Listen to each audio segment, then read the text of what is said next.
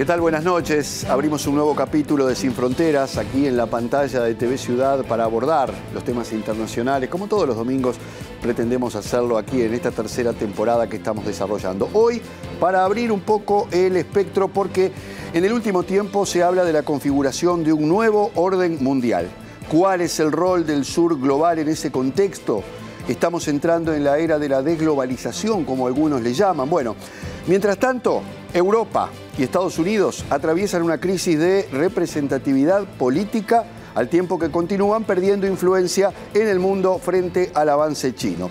Para analizar en profundidad todo esto de lo que estamos hablando y lo que está pasando en Europa, particularmente, las consecuencias que está teniendo en el mundo la guerra entre Rusia y Ucrania, vamos a estar recibiendo hoy a nuestro analista internacional, como es habitual, Álvaro Padrón, con una visita de lujo, que es la del también analista Leo Harari.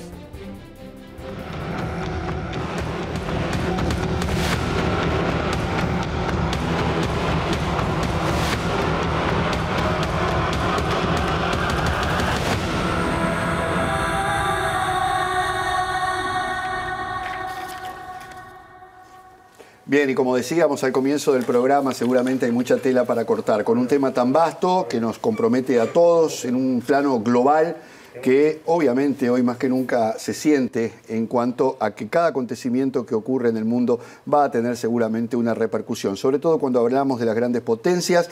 Bienvenidos Álvaro Padrón, Leo Harari, un honor y un gusto tenerte con nosotros. Tenemos una visita de lujo, Álvaro, hoy. Absolutamente de lujo, porque podríamos dedicar una buena parte del programa a decir todas las cosas que Leo ha hecho y sus capacidades, pero yo las sintetizo en decir que es uno de los uruguayos que más sabe de política internacional, y no solo desde la perspectiva académica o intelectual, que eso lo tiene, sino de haber vivido política internacional, que es algo que, Leo, aquí reivindicamos mucho, ¿no? La capacidad de hacer que la política internacional le llegue a la gente y sea a partir de ver su aplicación práctica. Entonces, Leo es una persona que ha estado en organismos internacionales de los más diversos y que también con eso demuestra que no es verdad eso de que por ser un país chico se pesa poco, ¿no? Ha habido figuras muy relevantes uruguayas en el concierto internacional. Leo es uno.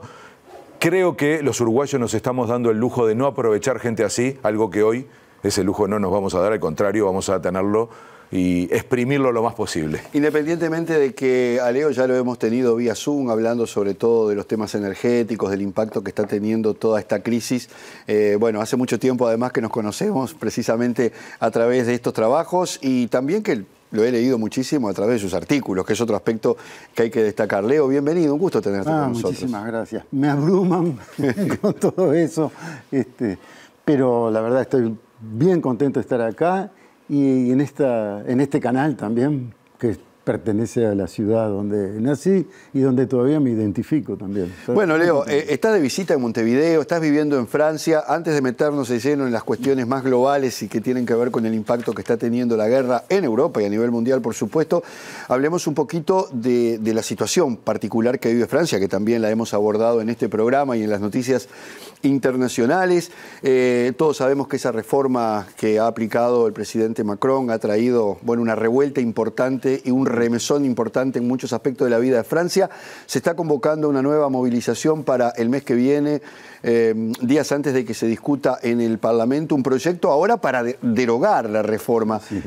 ¿En qué estamos? ¿Cómo está parado en este momento el país? Fíjate que es una situación políticamente, por ahora, sin salida, en el sentido que el gobierno impuso una reforma a pesar de no tener los votos mayoritarios en el Parlamento, y el movimiento popular, liderado por la intersindical,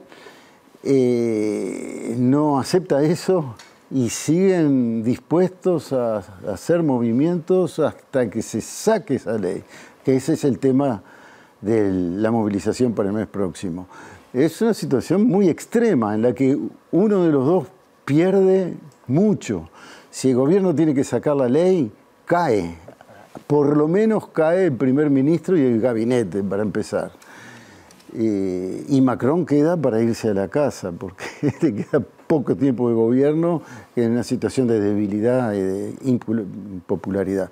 Por el otro lado, el movimiento sindical renació con estas luchas, logró retomar el un liderazgo que no tenía hace mucho tiempo como movimiento unido, ¿no? Hacía como 30 años que no había una manifestación del 1 de mayo unitaria.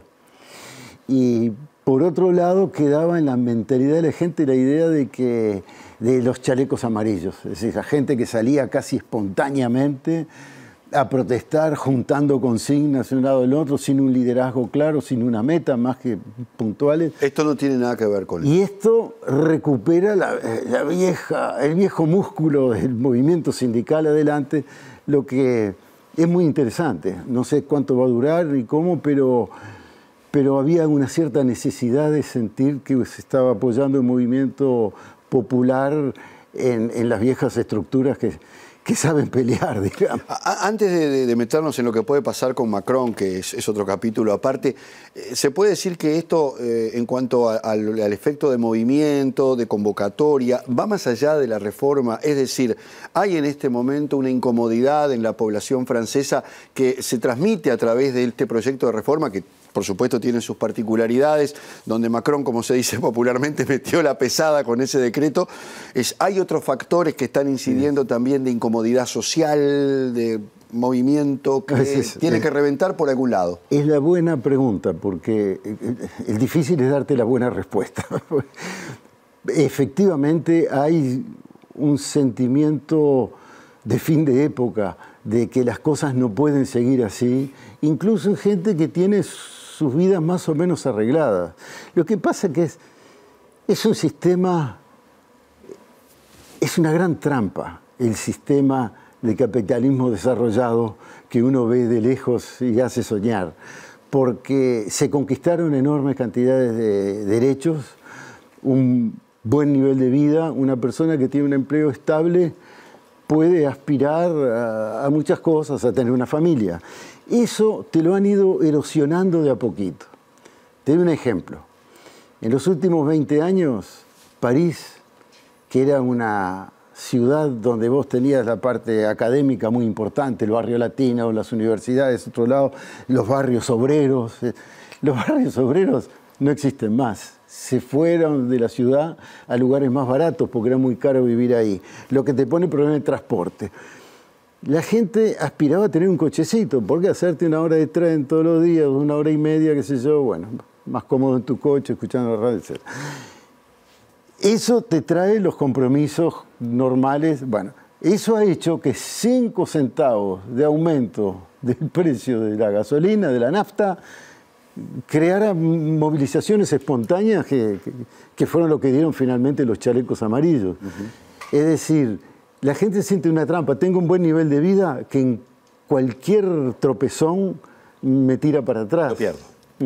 Hay una falta de reparto de la riqueza. Nos comentábamos con Álvaro el otro día, las 2 personas más ricas del mundo en este momento son francesas.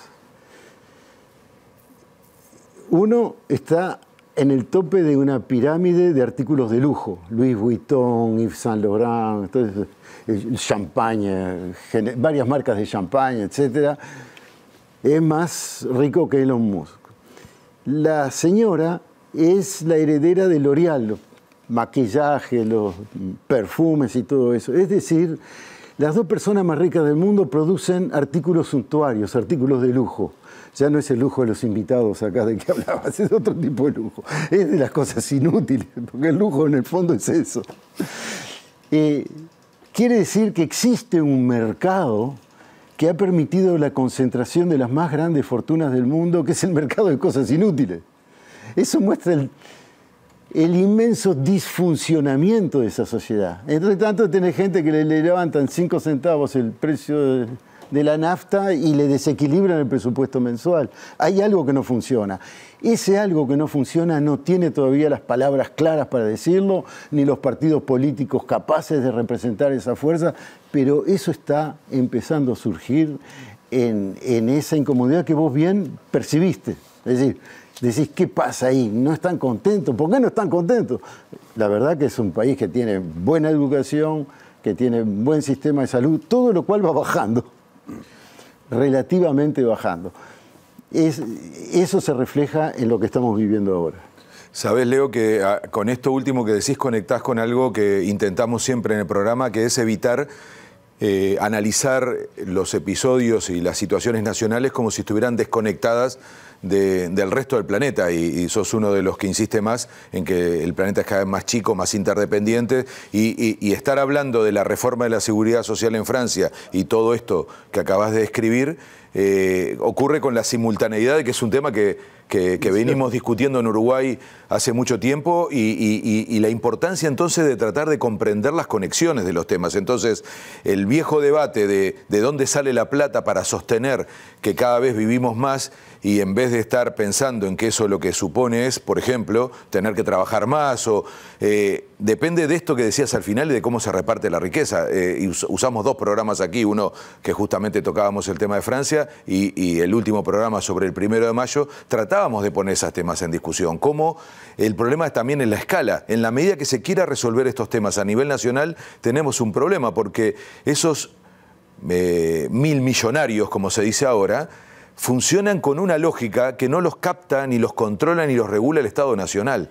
Nos está faltando eso que vos decís que todavía no tiene nombre, para un partido, para una forma de hacer política, para una forma de regular. Nos está faltando la escala que estos señores y señoras han tenido para captar esa riqueza, concentrarla más que nunca en la historia y repartirla muy mal. Y luego entonces tenemos problemas para los servicios públicos, para las cosas. Y lo tiene no solo el sur, históricamente pobre y subdesarrollado, sino ahora el norte, que además no tiene el cuco del socialismo real y por lo tanto puede actuar de una manera más grotesca. Lo que pasa es que luego la política lleva a que mucha de esa gente crea en las ofertas de la ultraderecha, ¿no? Para resolver, y no en otras formas nuevas de hacer política, porque no hay nada más antiguo que la ultraderecha haciendo política, no tiene nada de nuevo, ¿no? Bueno, ahí toca varios temas importantes. Uno es que la reforma de la seguridad social y las pensiones en particular no es un problema francés ni uruguayo. Está pasando en muchas partes del mundo porque es parte del modelo liberal de llevar la mayor cantidad de dinero posible al mercado financiero, ahorrar la mayor cantidad de dinero posible en el costo del Estado y de los servicios públicos. Y bueno, uno de los lugares donde más cantidad de dinero se mueve son los fondos de pensiones, en las jubilaciones. Es difícil.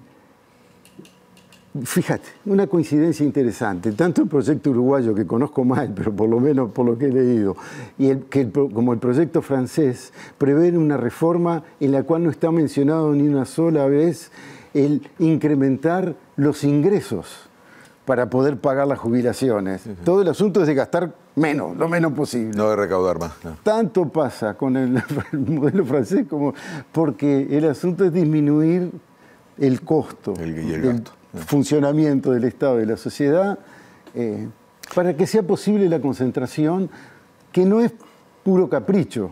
Esa concentración es el arma de guerra en la competición internacional.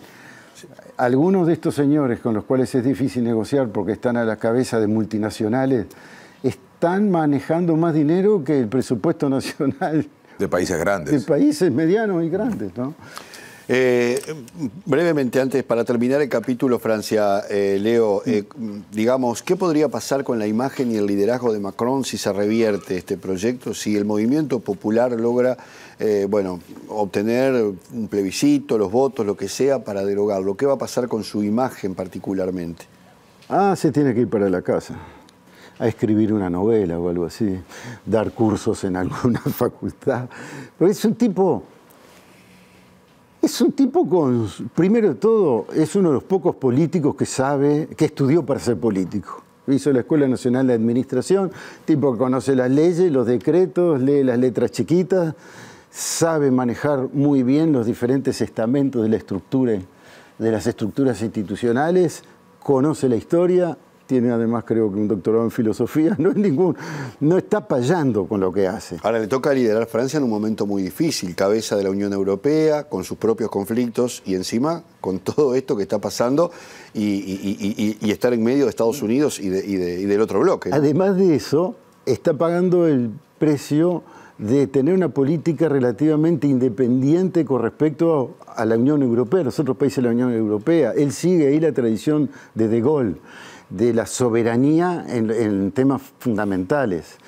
Y la prueba está en que él sigue insistiendo en que hay que pensar en la paz en Ucrania cuando el Occidente es belicista hasta el tuétano. Él fue a China y habló con Putin por teléfono y lo invitó a París, viene y se va Lavrov, el canciller ruso, regularmente. Es decir, él no ha querido romper porque tiene una visión de política internacional independiente de la de los Estados Unidos, cosa que los Estados Unidos perdonan poco, y los otros colegas de la Unión Europea o no se animan a decir nada, en fin, pero todo eso también le cuesta, cuando en otros momentos históricos hubiera sido heroico, porque bueno, le está poniendo el pecho a Estados Unidos, y la grandeza de Europa, esa grandeza de Europa, todos creemos en ella, pero nadie la encuentra.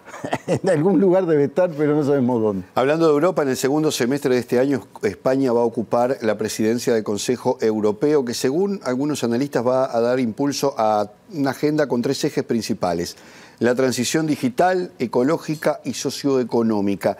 ¿Qué se espera en Europa de este liderazgo de España? El que más se espera es España. Es decir, lograr tener una presencia en una Europa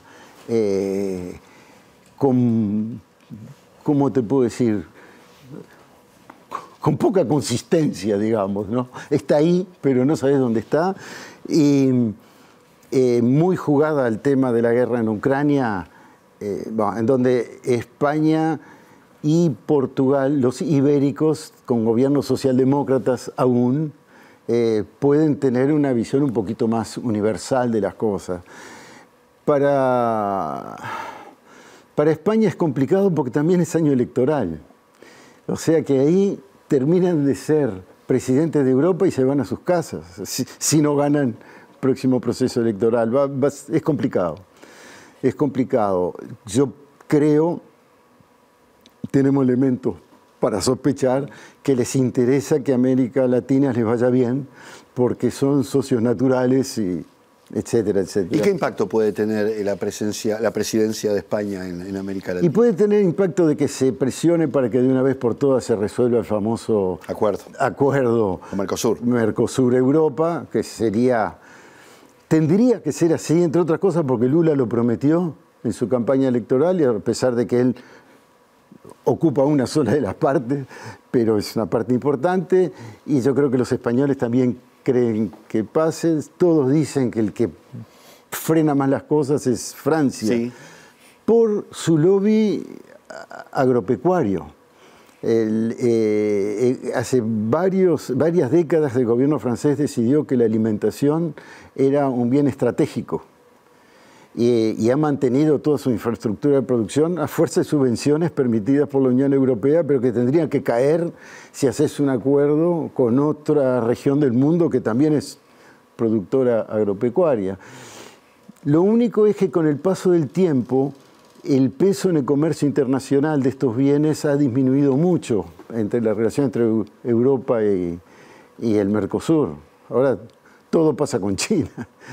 Y entonces, bueno, es posible que eso sea lo primero que pase. Después puede ser que haya otros proyectos y acuerdos que no tengo en este momento así presentes, pero que vayan a ser promovidos para mostrar que se hizo algo, ¿no? Y la clave, Leo, ¿no sería pensar también que el acuerdo no tiene solo una dimensión comercial y que en el contexto internacional donde se está debatiendo geopolítica, equilibrios, paz, desarrollo, medio ambiente, cuidados, es decir, tratar de levantar la mira, recuperar algunos de los aspectos originales del acuerdo vinculado a la mirada más política, más incluso de cooperación, por supuesto también a la comercial, y España en particular intentando, por el tipo de gobierno también, ¿no?, de construir una relación distinta, no solo de negocios, no solo tipo fenicios, como se dice por allí, sino diciendo: es un momento en donde ambas regiones necesitamos tener un éxito e influir más en una incipiente bipolaridad nueva. Es decir, eso no da un cierto contexto que pueda, con una buena interpretación de un gobierno español que lo aproveche y con una posibilidad de dialogar con un elenco político en América del Sur que pueda entender de esa conversación, ¿no? La observación es absolutamente justa. Es lo que debiera ser. Además, son los últimos fogonazos, te digo, de una socialdemocracia muy importante como ha sido la española, que modificó la sociedad española. A ellos son los buenos interlocutores para... La que lo hizo ingresar a la Unión Europea.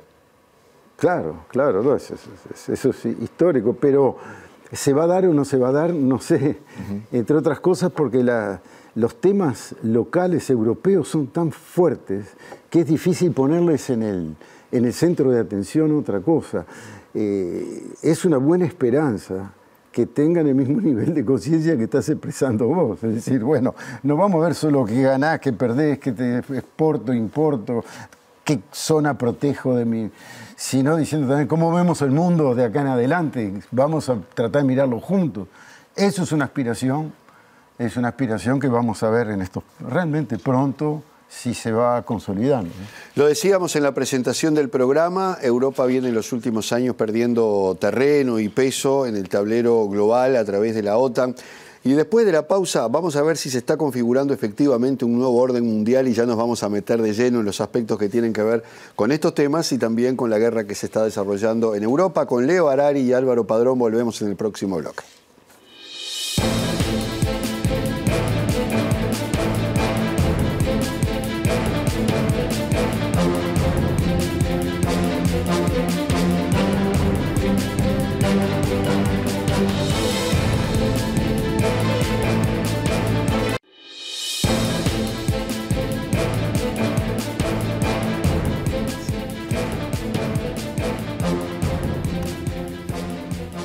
Lo hablábamos antes de ir a la pausa, Europa termina cediendo a las presiones de Estados Unidos, comprometida en una guerra que no buscaba y que se enmarca dentro de la estrategia de Washington para mantener su peso como potencia en el mundo. Es lo que se ha podido apreciar hasta ahora.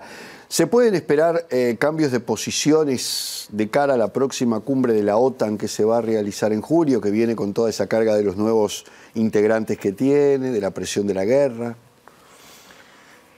Yo creo que a corto plazo no van a saltar todas las contradicciones que inevitablemente con el tiempo van a saltar. Primero que está costando caro, en incertidumbre, en inseguridad y en recursos.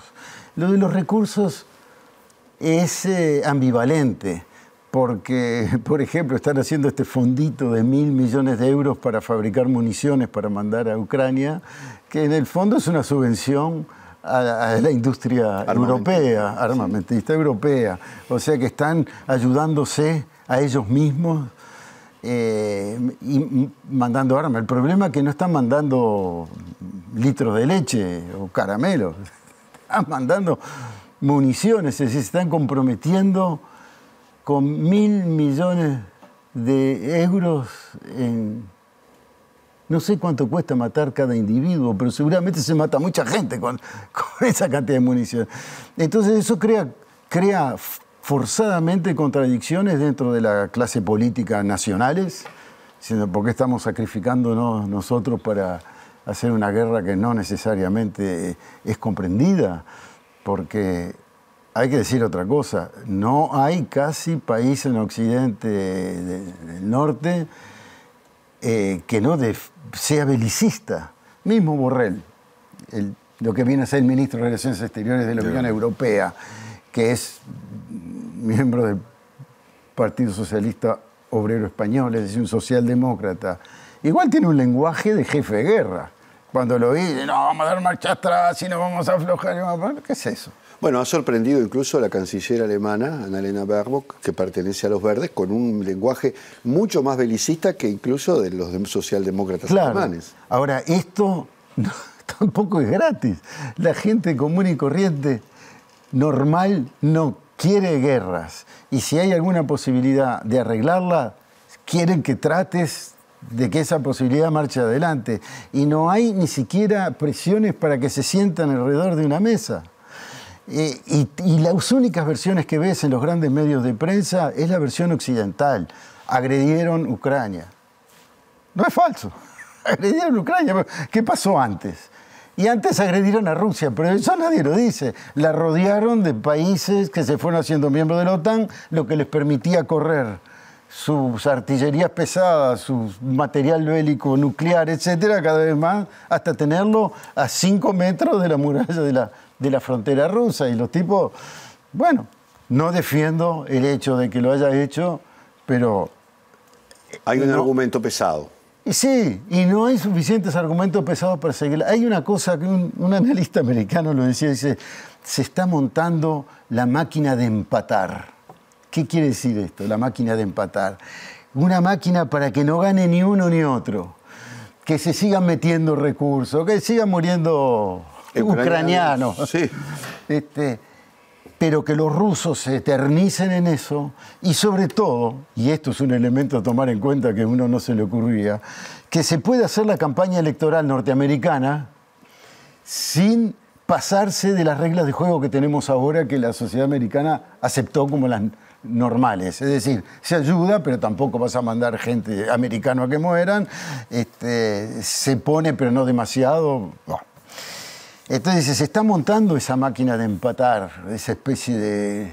Bueno, pero decís ahí, Leo, se empata Rusia, Estados Unidos, pierde Europa. O sea, da la impresión que Europa está atrapada, que como que quedó en un lugar muy incómodo. Le ha pasado más de una vez en la historia y en las guerras, pero en este caso es como esa sensación de que decías hace un rato en el bloque anterior, te referías a una Europa sin liderazgos, sin norte, con una... Acá hicimos un programa que era Europa a la deriva. Una sensación de que no tiene proyecto, de que está muriendo su proyecto y que por lo tanto es cooptada, en este caso por Estados Unidos, que la metió adentro de ese paquete de Occidente. Incluso todavía recordamos a Macron cuando le decía a Trump que la OTAN tenía muerte cerebral. Y ahora la OTAN revivió, está muy bien, salió del CTI y Europa la legitima, pero además poniendo el territorio, porque el territorio es europeo en todo sentido. Entonces, teniendo que tener todos los efectos que implican, bueno, lo energético, rompiendo una estrategia de acercamiento hacia Eurasia. Es decir, hay una crisis para Europa tremenda en ese sentido. Está perpleja y todavía no saltaron todas las contradicciones, porque estas cosas van madurando y la gente discute y llega un momento en la cosa salta a otro nivel. Todavía no saltó a otro nivel, por lo menos de forma global en Europa. En algunos lugares localmente sí, pero ya ves, en Francia están metidos con su problema de las jubilaciones y la seguridad social y lo otro se lo van olvidando, ya se vuelve como parte del paisaje. Sí. Pero una cosa es cierto, el que pierde en esta historia, aparte de los ucranianos, es Europa. El plan era seguir con se creyeron el propio verso de la globalización, para empezar. Y el primero que se lo creyó fue Alemania, diciendo, bueno, el mundo va a ser uno solo, entonces toda nuestra riqueza energética viene de Rusia, barata, hagamos la infraestructura que es necesario y le compramos gas por 100 años. Le están echando en cara a Angela Merkel, se acerca. Claro, con Rusia. pero la Merkel, que sigue siendo amiga de Putin y habla ruso, sí, y nació en Alemania del Este y entiende esas cosas, pensaba que eso era posible. Y Putin también. Porque, y ahí, si me permiten un paréntesis, porque esta es otra mirada que explica lo que está pasando, Rusia no tenía planeado invadir Ucrania, tenía planeado rodearla, jorobarla, meterle tanques, hacer ruido, ensuciarle las carreteras, pero no quería hacer una guerra, lo que quería era sentarse y negociar para que la OTAN no siguiera avanzando y no le siguieran pidiendo que devuelva Crimea, la península de Crimea. Y con eso se quedaba tranquilo. Pero ahí el think tank del Pentágono la pensó un poco más lejos. Y por ahora son los que están ganando. Dijeron, ¿quién es nuestro enemigo principal? Nuestro enemigo principal es China. ¿Qué es lo mejor que podemos hacer para jorobar a los chinos? Una guerra.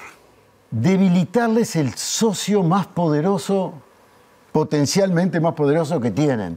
Un socio que tiene 4.000 kilómetros de frontera, que tiene todo el petróleo y el gas del mundo que necesita China, tiene hasta el agua que necesita China, tiene Siberia despoblada, que es espacio que necesitan los chinos.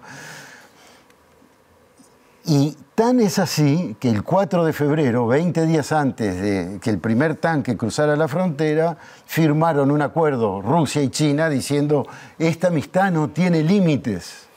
Esto es mucho más allá que un simple acuerdo entre países, frontera, países hermanos. Esto es... Bueno. Era una fuerza más para asustar al otro, para que negocie, y los otros dijeron: no, lo vamos a poner en el brete que o invade o vamos a hacer que Bielorrusia entre en la OTAN, que nos falte, y los países bálticos que nos faltan. Ya los bálticos ya entraron. Bueno. Y ahora finalmente eso es... En mi opinión, cayó en una trampa. Y Europa está poniendo el precio porque tiene problema energético, tiene problema de la inmigración. Hay millones de ucranianos. Los africanos, son negritos, te quedas en la frontera. Eso Sos rubiecito, ¿no? Y ¿no? pasás así. Es sí. Asquerosamente racista la política que se está haciendo, porque los pobres refugiados ucranianos, sí, la verdad que son los pobres refugiados ucranianos, pero los otros que son refugiados también. Incluso eso se dio con refugiados de Asia y de África que estaban en Ucrania y que querían salir de Ucrania por la guerra, ¿no? Los estudiantes, por ejemplo, extranjeros, a esos no los trataron bien en Polonia o en Hungría cuando venían a tocar el timbre. Por favor, nos están chumbeando de atrás. ¿Sos ucraniano? Mostrá el pasaporte. No, ah, tenías cara de coreano. Andate para Corea, viejo, se acabó. O sea que todo eso son costos políticos gigantescos. En algún momento van a... Y hay una, la peor de todas, es el sabotaje de los gasoductos. No se sabía que nos hicieron. Ahora los mismos norteamericanos están diciendo que fueron norteamericanos. Si fueron norteamericanos, están agrediendo directamente a un aliado principal, que es Alemania, que es el primer perjudicado de esta situación.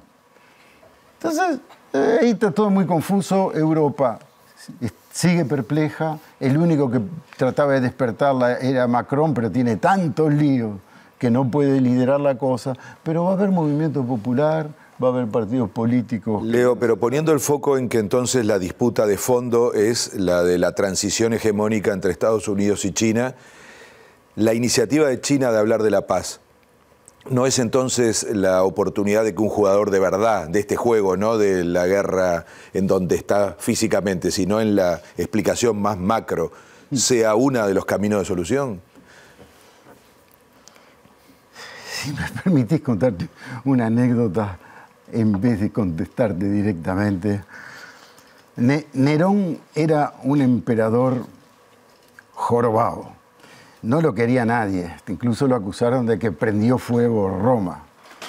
Nerón se paseaba de noche por Roma tocando la lira y jorobando a los ciudadanos. Y la gente cerraba las ventanas, bajaba las cortinas, cerraba las persianas, porque no lo querían ver. Y Nerón, ja, y contaba cosas. Excepto una viejita que se asomaba al balcón: ¡viva emperador, el lunga vita, Nerón, que vivas mucho, Nerón! Y Nerón le tocaba un rato la lira y seguía. Y una noche Nerón dice: ¿por qué será que hay una vieja que me quiere cuando he logrado que me odie todo el pueblo de Roma? Me paró abajo del balcón la vieja: ¡viva Nerón, el lunga vita! Y hey, vieja, ¿por qué me querés tanto? Cuando todo el pueblo me dice: porque soy vieja y ya vi muchos emperadores. Cada vez que se muere uno, el que viene después es peor. Esto más o menos. Entonces, con el asunto de la bipolaridad y de... hay que tener cuidado con tener la esperanza de que vamos a tener un emperador mejor. Lo que sí, vamos en camino a tener otro, nuevo. Y lo está haciendo bien. El discurso de China... y le iba bien hasta ahora. Y le está yendo bien. Y se pateó el tablero. No sé, todavía no la tengo clara. Pero la guerra. No, a ella le conviene a ellos también. No, estos sacan ventaja de todo. Ahí, para empezar, recuperaron para sí el lenguaje de Naciones Unidas. Los espacios políticos de Naciones Unidas. Ahora hay funcionarios chinos en todos los organismos internacionales, algunos de ellos dirigiéndolos. Antes había de pasada algunos, de casualidad, siendo un país tan poblado, etc. Ahora están en todos lados. A todos lados van con: vamos a hacer inversiones, vamos a hacer cosas que todos ganen, etc. Llevan el buen mensaje. El mensaje de Occidente, los valores, la democracia, todo eso es un verso que no lo creemos nosotros mismos.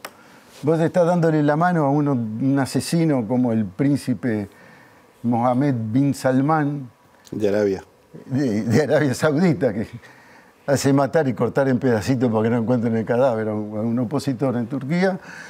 Y el tipo va a la Casa Blanca y le ponen el tapiz rojo para que entre, pero no puede ir nuestros dictadorcillos del barrio, qué sé yo. O sea que no es el líder de la democracia, el otro tampoco. Lo que dice China es, no nos metemos en los líos de ustedes, lo que queremos es hacer cosas en que ganen todos. Por eso te digo, la salida posiblemente mejor, que es la que yo creo que Brasil está olfateando, es la de la multipolaridad. Más vale tener muchos que quieren ser jefes a que haya uno y otro que después lo suplanta. Leo, hablando justamente de Arabia Saudita, en las últimas semanas China ha incrementado su participación como mediador en el conflicto entre Rusia y Ucrania. También tuvo un rol bastante importante, aparentemente, acercando a dos grandes rivales, Irán y Arabia Saudita.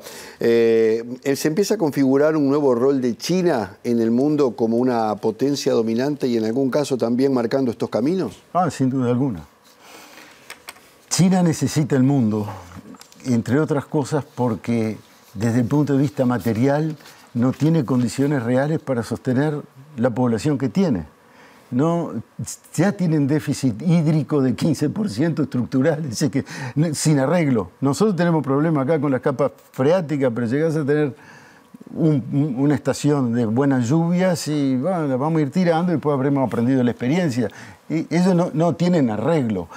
No tienen suficientes tierras fértiles para producir la cantidad de comida que necesitan, ni de agua para regar los productos, necesitan para sus tecnologías elementos, necesitan de todo.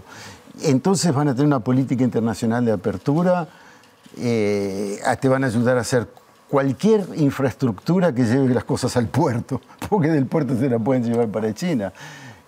Y eso se acompaña con el soft power, con la posibilidad de tener una diplomacia aceptada, de ser bienvenidos a donde van y de poder votar cuestiones con otros países demostrando su ánimo de sociedad. Eso lo están haciendo, te digo, metiendo funcionarios en todo el sistema internacional. Acá insiste mucho siempre Álvaro con bajar todo esto a nuestro país, ¿sí? y a la región. Y a la región particularmente. Está siendo naturalmente América Latina con todas sus riquezas, obviamente que cada vez son más tentadoras para el mundo desarrollado, en una región de disputa en la que China tiene un particular interés. ¿Cómo se debe parar nuestra región para salir fortalecida de esta situación?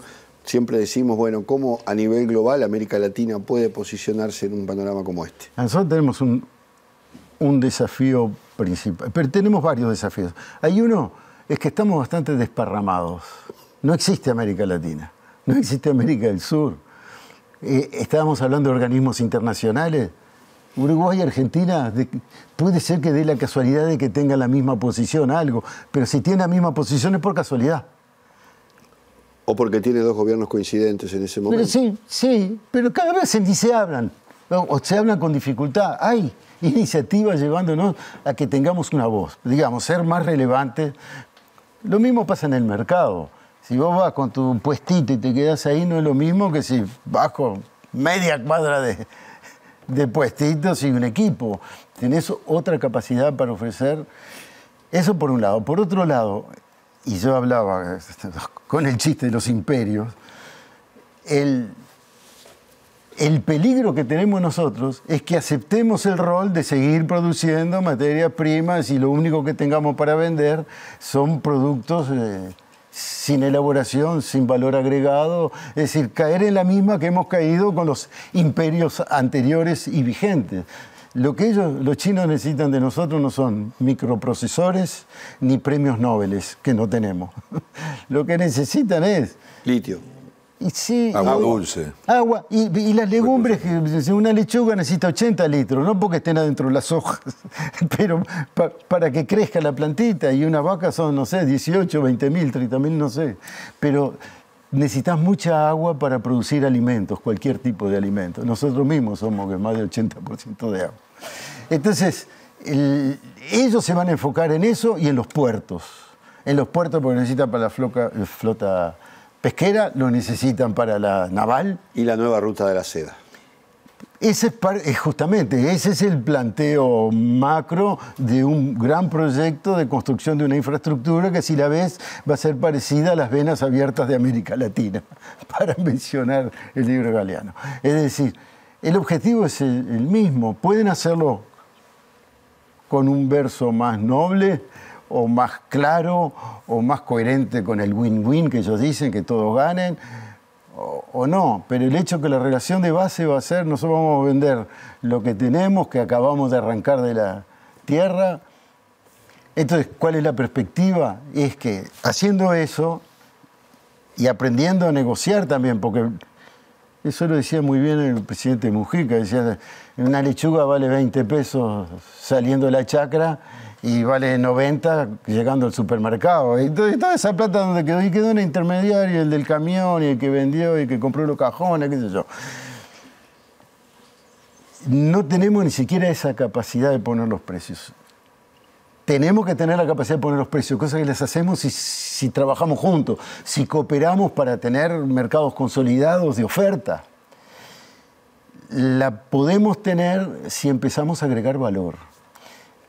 Tenemos que tener, en mi opinión, claramente una estrategia de formación de nuestra población para que estén en otros niveles de aprendizaje, de capacidades técnicas, y empezar no, porque se ha hecho también, el Uruguay exporta tecnología, software, no estamos en cero, pero tenemos que concentrarnos en ese tipo de cosas sin despreciar lo que estamos vendiendo bien a buenos precios ahora. Planteaste que toda la agenda lo fue en su momento de Estados Unidos, lo fue de Europa, lo es ahora de China en términos de defender sus intereses.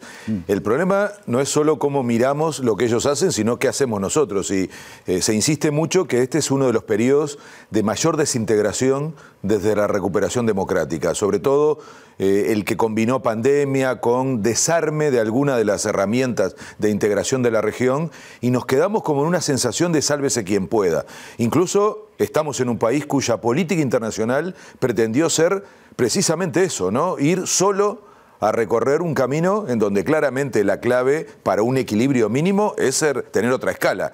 Solo pensar, y acaba de terminar de darse, digamos, contra el piso esa fantasía, pensar en un acuerdo de un TLC entre China y Uruguay, ¿no? Era parte de ese relato, de esa idea. Entonces, parece ser que vamos camino al menos a una mesa de diálogo para pensar algo así de cara a la reunión que convoca Lula para fin de mayo, que incluso le ha puesto un nombre particular, ¿no? Un retiro. Es decir, para evitar que parezca que ahí ya están las cosas resueltas, sino más bien vamos a pensar juntos. Esta clave que vos decís, ¿no? Juntarse.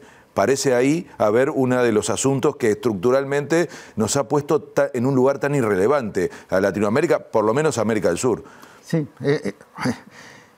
se acabó la era de los discursos en esas cosas. Es decir, la realidad siempre es dura, pero ahora es dura y cruda, en el sentido que el liberalismo llevó el mercado a un nivel de endiosamiento.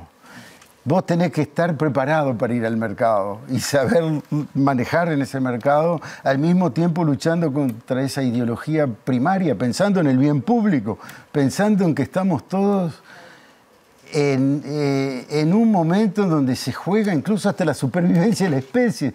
Nadie habla del cambio climático con la suficiente urgencia, pero es peor que una inundación. Son cientos de inundaciones, es peor que una sequía, son decenas de sequías. Este año fue el peor año en la historia de los tifones en Estados Unidos, para decirte algo.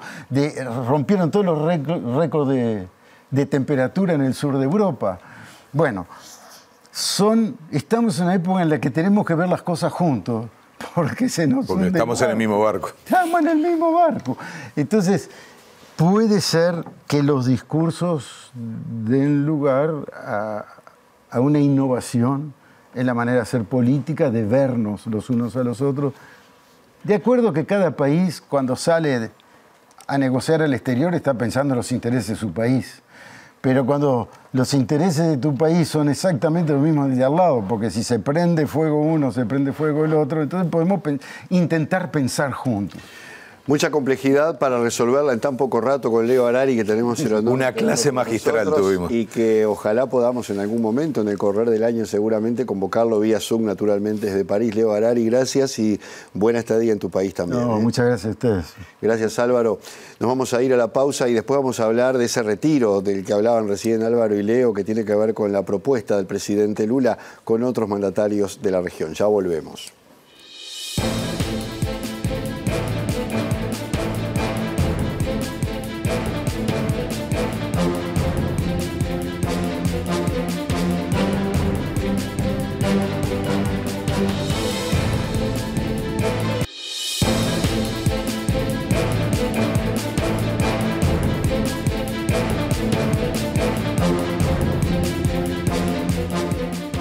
Bien, y como les habíamos anunciado en el último tramo de Sin Fronteras, vamos a hablar de ese retiro que ha propuesto el presidente Lula da Silva. El 30 de mayo se van a reunir en Brasilia los mandatarios sudamericanos en un encuentro definido justamente como eso, como un retiro para quitarle un poco de formalidad y justamente, bueno, abordar todas estas situaciones en intimidad y distintos jefes de Estado plantearán cuáles son sus inquietudes. Según la invitación enviada por Lula a sus pares de la región, el encuentro apunta a revitalizar la integración, algo de lo que hablábamos recién con Leo Harari, precisamente en América del Sur, y reposicionarnos como un actor en el tablero global, algo que, como decían nuestros analistas, por el momento no existe.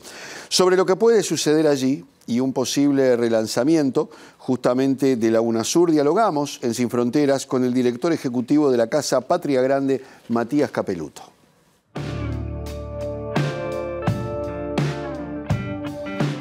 Que en este año, primero la declaración pública en enero y después en abril el regreso formal de Argentina y Brasil a UNASUR, por un lado, y las conversaciones que se están teniendo hoy con el resto de los países que todavía no regresaron, que son Chile, Colombia, Ecuador, Paraguay y Uruguay. Lo primero para aclarar es que UNASUR no fue un organismo ideologizado, o sea, el Tratado Constitutivo de UNASUR lo firma Álvaro Uribe de Colombia, por ejemplo, ¿no? O lo firma Michelle Bachelet, que es parte del progresismo latinoamericano, pero uno no puede asimilarla con lo que en ese momento era Hugo Chávez en Venezuela. Entonces, en UNASUR convivía los 12 países de Sudamérica, de todo el arco ideológico, y así fue también como incluso durante el gobierno de Macri, los primeros 2 años se siguió trabajando la UNASUR, es decir que no era un instrumento ideológico de integración, sino que era un organismo de integración suramericana de todos los países. Por otro lado, hoy, como te comentaba, sí se están manteniendo diálogos a nivel presidencial y nivel cancillería para la reactivación de UNASUR. Y por eso es que el 30 de mayo en Brasilia está convocada una cumbre presidencial de todos los presidentes de Sudamérica para conversar en una reunión que seguramente sea a puertas cerradas, cuál es la estrategia que nos vamos a dar de integración suramericana y de qué manera, si es la UNASUR el camino, de qué manera se reactiva UNASUR ya formalmente con todos adentro. No tiene sentido que vuelva una UNASUR donde estemos solos los gobiernos que son amigos ideológicos, ¿no? Es necesario que estén todos sentados en la mesa y por eso se impulsa esta reunión del 30 de mayo en Brasil. El especialista también destacó la importancia que podría tener un relanzamiento del bloque regional, sus funciones específicas y las diferencias con otros organismos de integración.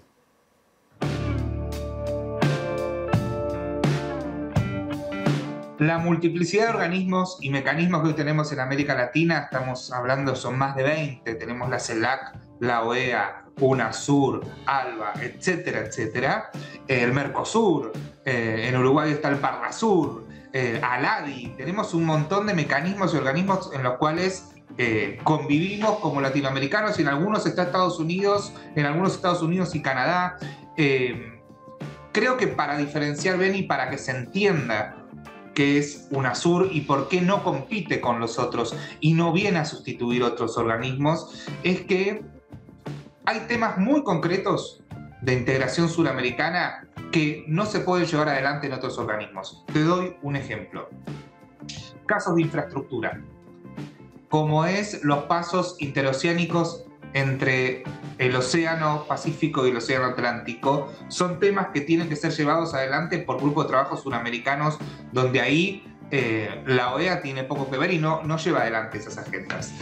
Otro ejemplo, el Consejo de Defensa Suramericano, que era la unión de los ejércitos suramericanos. Suramérica, que es un subcontinente en zona de paz. No tenemos conflicto entre los suramericanos hace muchos años ya. Eso tampoco puede ser llevado adelante desde otros organismos. Es necesario llevarlo adelante desde UNASUR. Ahora, hay otros que sí se pueden ampliar, como era en su momento el Instituto de Gobierno en Salud, que venía desarrollando el Banco de Precios de Medicamentos. ¿Qué era esto? Era un software que se había desarrollado desde UNASUR, donde se habían elegido 40 drogas farmacéuticas, donde cada estado decía cuánto compraba, a quién le compraba y a qué costo. Y lo que se terminaba negociando, o lo que se buscaba, era la negociación de la compra conjunta de los 12 países sudamericanos de esas 40 drogas, con un ahorro anual de $1.000 millones. Eso sí se podría desarrollar desde una OEA soberana que se anime a debatir la soberanía de cada uno de los países. Pero bueno, la OEA tampoco lo está haciendo. Entonces, sí, nosotros entendemos que UNASUR es la herramienta que nos permite tener más soberanía, más independencia y más justicia social para nuestros pueblos. Entonces, desde ahí sí quizás hay una carga ideológica cuando uno quiere tener un organismo de defensa frente a los grandes poderes multinacionales, o a las grandes farmacéuticas, a Amazon. Digo, ¿de qué manera los países sudamericanos pueden tener algún tipo de negociación con estos nuevos imperios en la nube que hoy existen, como es Mercado Libre, como es Amazon? No para pelear contra ellos, sino negociar. Digo, me parece que hoy lo que está faltando son capacidades de negociación soberanas de nuestros países frente a estos nuevos imperios o estas grandes multinacionales. Bien, finalmente Capeluto ejemplificó los proyectos que buscaba desarrollar en su primera etapa la UNASUR y cuáles serían las nuevas agendas a abordar por el nuevo organismo.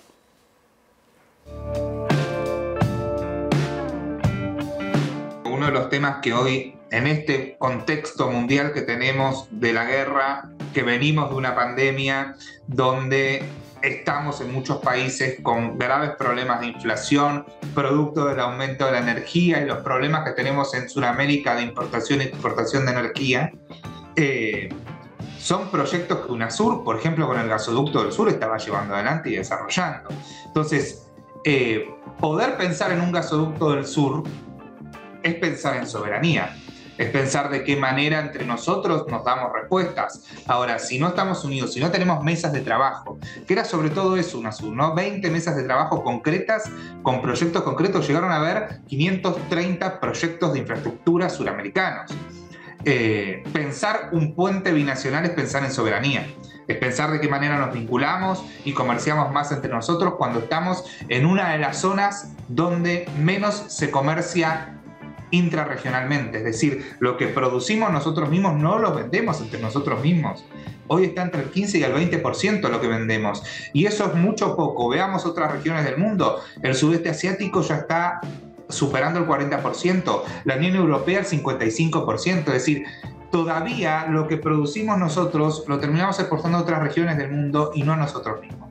Eso tiene que cambiar, y para poder hacer eso necesitamos mayor conexión, necesitamos poder desarrollar. No tenemos ferrocarriles que unan países.